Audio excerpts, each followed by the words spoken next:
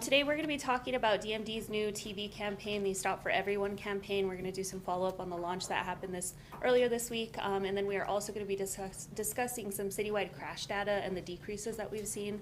Today we're going to be hearing from Mayor Tim Keller, APD Chief of Police Cecily Barker, and DMD Director Jennifer Turner. With that, I will turn it over to Mayor Keller. Thanks. Okay. So thanks everyone so much for coming. Set up right there. Okay. So we know that we've had long-standing challenges with traffic safety and pedestrian fatalities, and depending on how you want to calculate it or how you want to message it, you know, we are certainly one of the worst in the country. So I just want to acknowledge that's been the case for a long time. Now, we've been working on some major changes to try and turn that around. And we have some statistics that we're going to share with you today that hopefully indicate that we're going the right direction. It's much, much too early to tell. But what we're going to share with you today is a little bit of an update on also the things that we're doing in terms of built environment and public awareness. And so folks may remember first on the built environment side that we have this program called Vision Zero. And this is essentially our pedestrian safety built environment effort that really has APD tie-ins, but also has to do with how we literally build streets and things like that. And is Valerie out today?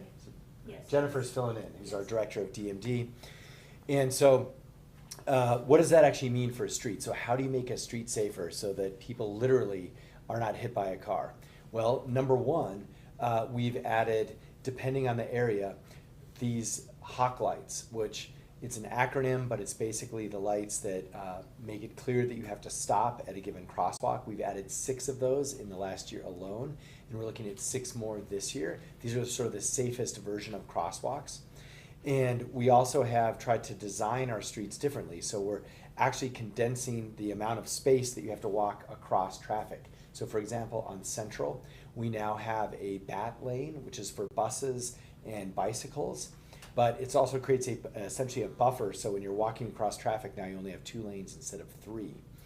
We also do things like sometimes blocking off medians to discourage like sort of direct jaywalking, to push people to sidewalks.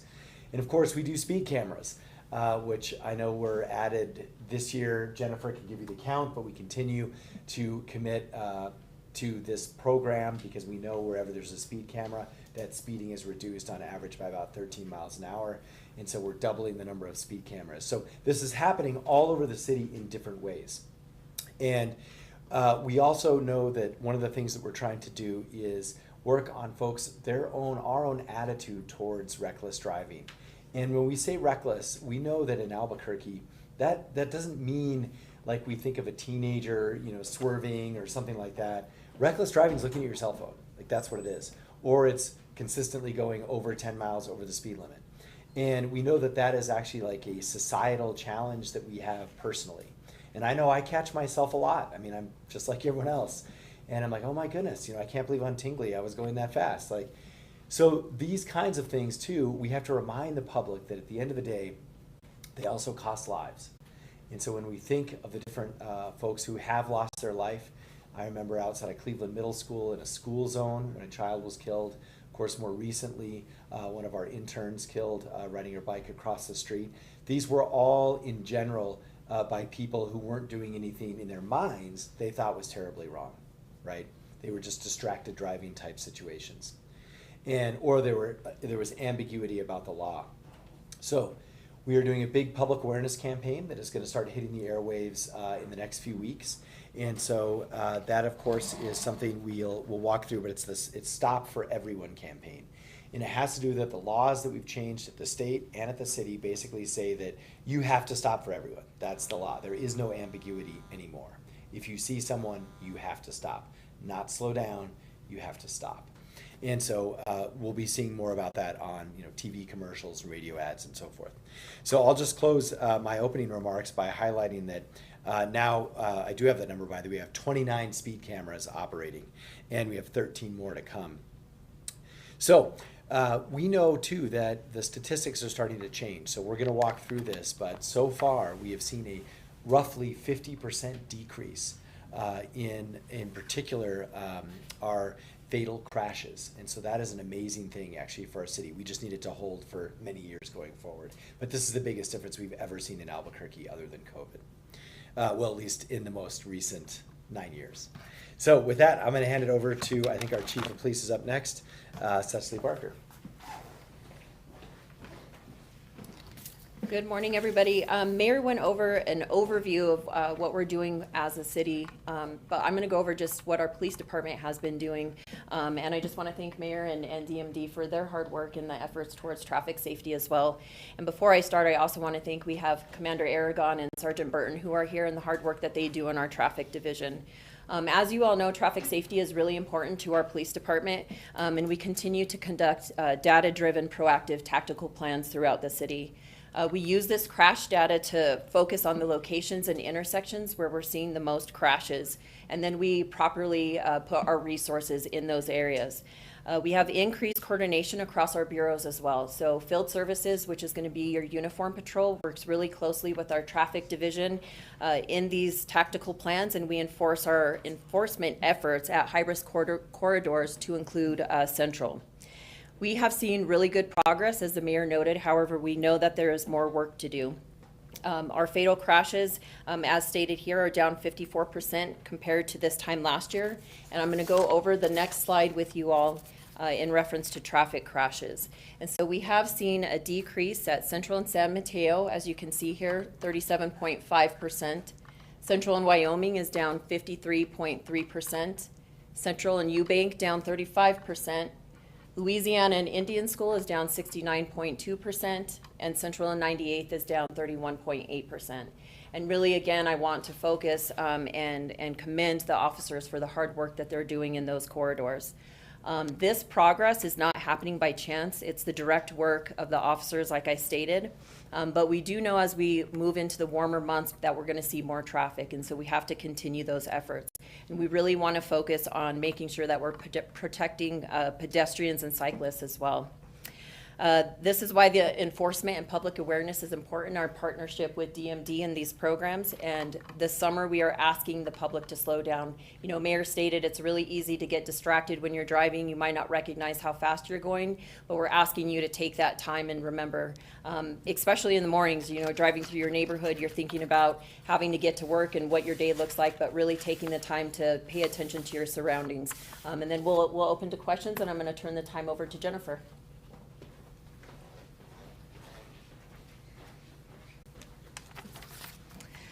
Thank you, Chief and Mayor. I'm Jennifer Turner. I'm the Director of the City Department of Municipal Development, or DMD.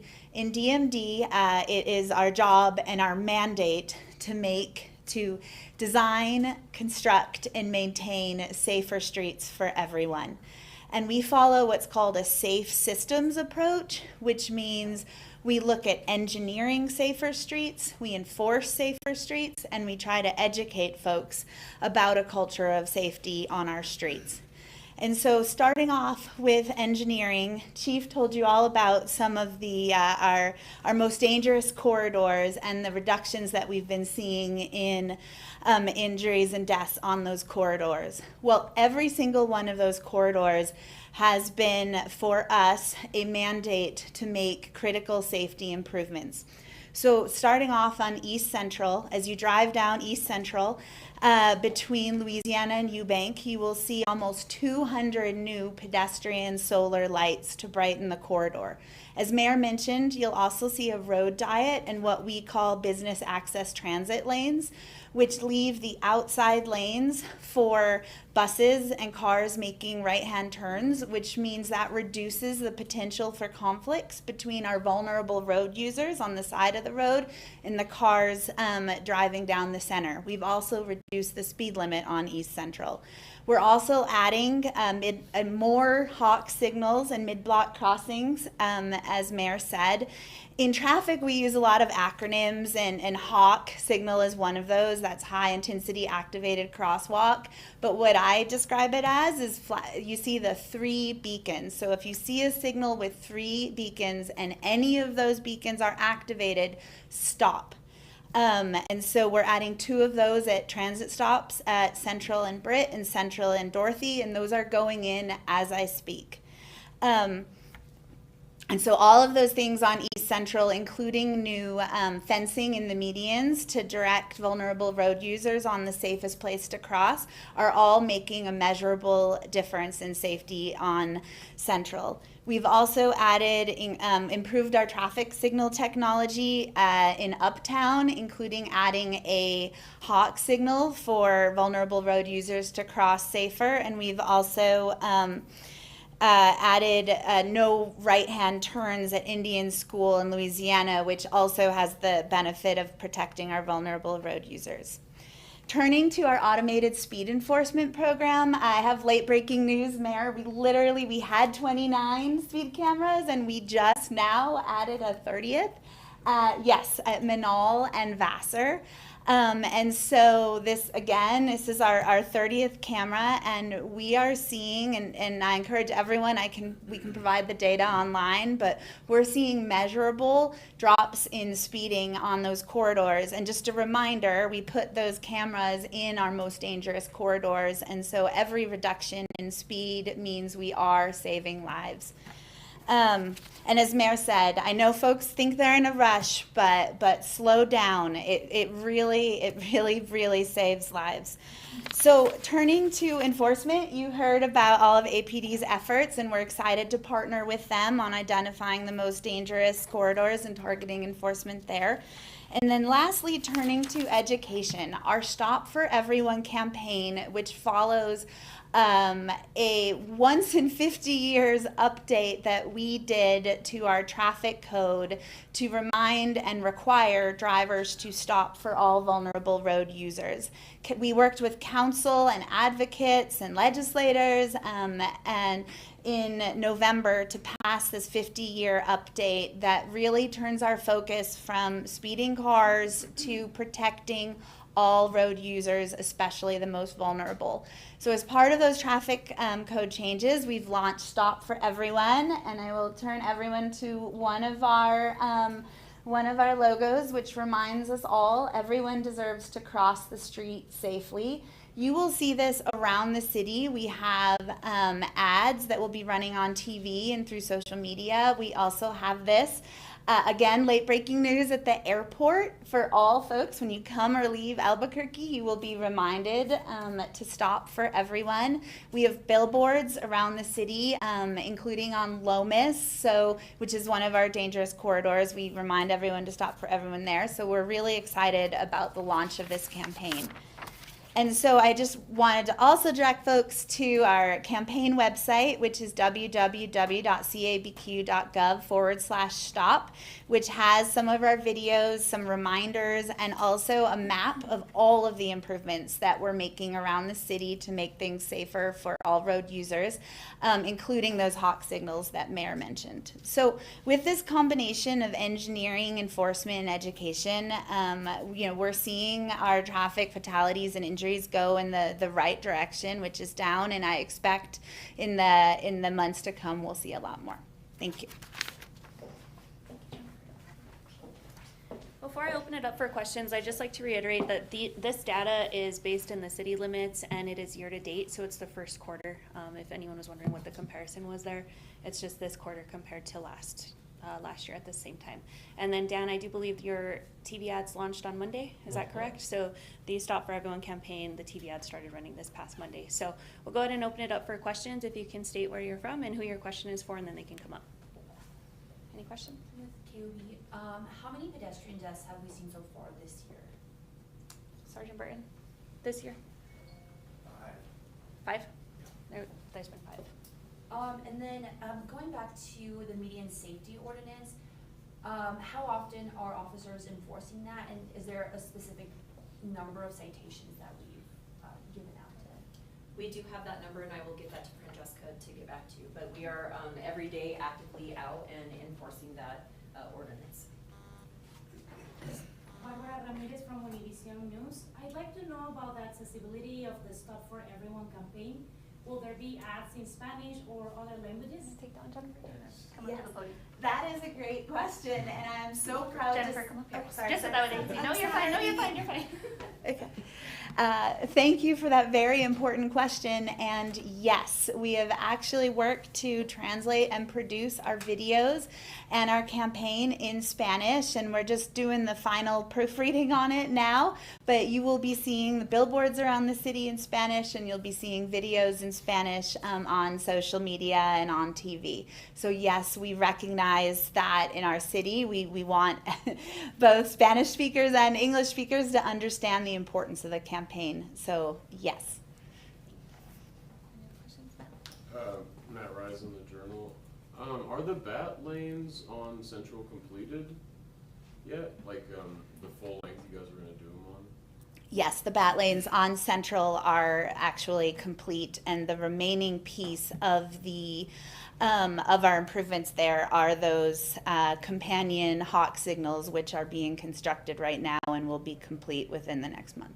Okay, and you talked about a billboard on Lomas. Are there going to be any billboards or signage with the ad campaign on Central? Or are there? I have a map. I just off the top of my head, I don't know. I can get you the map of where everything's going. And then I also wanted to add, we'll be adding the campaign to bus shelters around the city. And so even if it's not a full digital billboard, you'll see it at bus shelters. Yes. Kenneth Ferguson, KRQE. How much do the hawk lights cost? And is there a reason for 6 per year? So hawk signals, the cost varies on where it's going. And so in a very wide street, like for example, if there's 6 total lanes and there's no refuge and there's there's no power, so we have to bring power to it could cost up to $1 million. But the recent one we just put at Carlisle and the Honorroyo only cost about $200,000. So it's situationally specific. As far as only 6 per year, we've actually, I think in the last couple of years, like literally tripled the number of hawk signals that we've put up. But they do take engineering, they take resolving conflicts. We have to determine if we have the right of way to put them there. And then ordering the signal equipment actually takes, some of it comes from overseas. And so there is a long lead time that I think we're seeing in construction generally in getting everything up. But we're moving as quickly as we can. Any other questions? Good. Katie, KOAT. You guys mentioned that numbers have been dropping in terms of pedestrians or just collisions in general. Would that be attributed to previous campaigns that you guys have been doing? What factors into that?